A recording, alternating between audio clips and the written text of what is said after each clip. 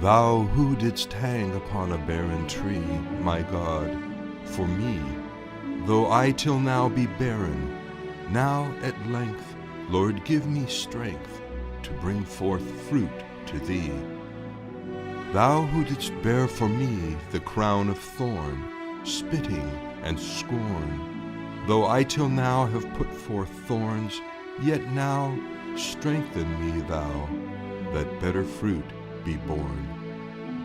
Thou rose of Sharon, cedar of broad roots, vine of sweet fruits, Thou lily of the vale with fadeless leaf, of thousands chief, feed Thou my feeble shoots.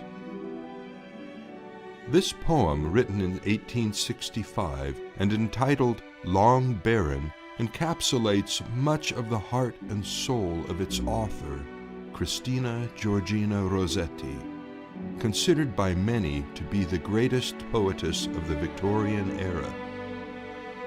At a time when much of the intelligentsia of Britain were busy losing their Christian orthodoxy, if not their complete faith, to various new isms, Christina voiced her opinion that debating the validity of the foundational truths of the Christian faith was as useless as arguing about the air we breathe.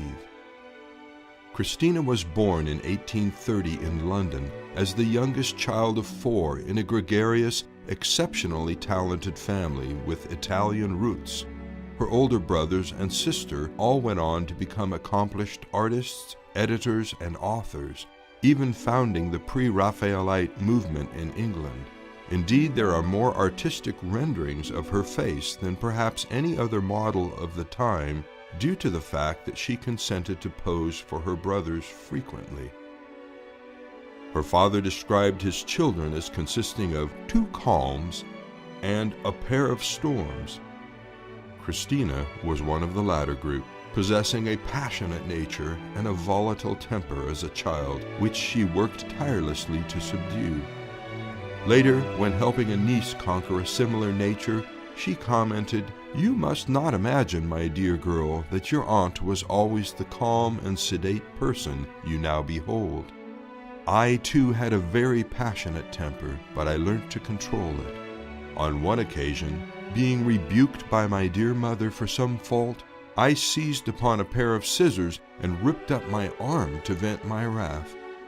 I have learnt since to control my feelings, and no doubt you will." Interestingly, her mature years were marked by what many felt was too much emotional restraint. Yet her inner struggles have produced some of the English language's finest devotional poetry to the Lord Jesus Christ.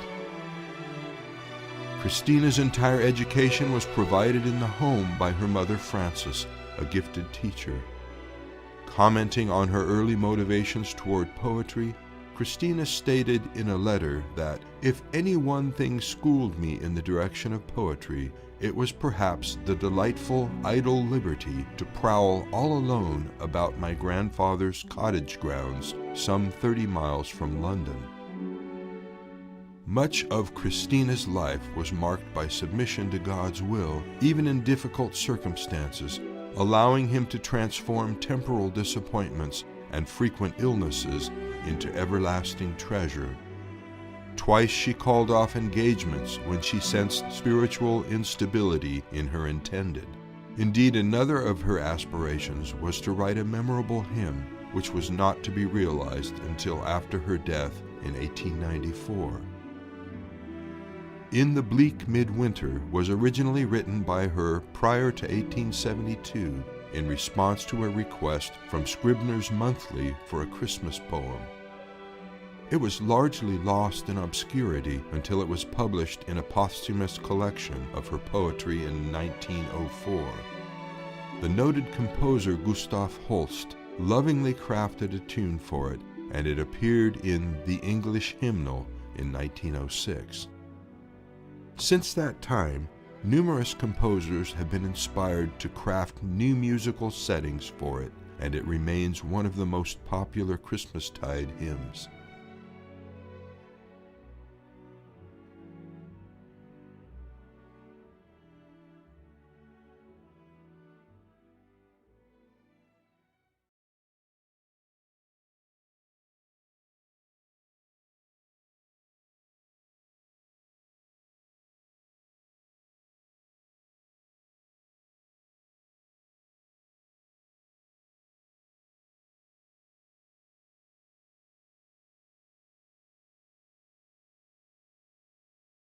In the bleak midwinter, frosty wind made moan, earth stood hard as iron, water like a stone.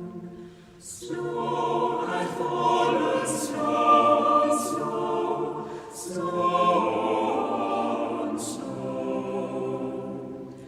In the bleak midwinter, long ago. Our God and cannot hold him, nor earth sustain. Heaven and earth shall flee away when he comes to reign.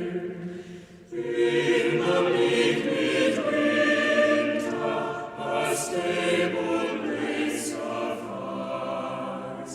The Lord God Almighty, Jesus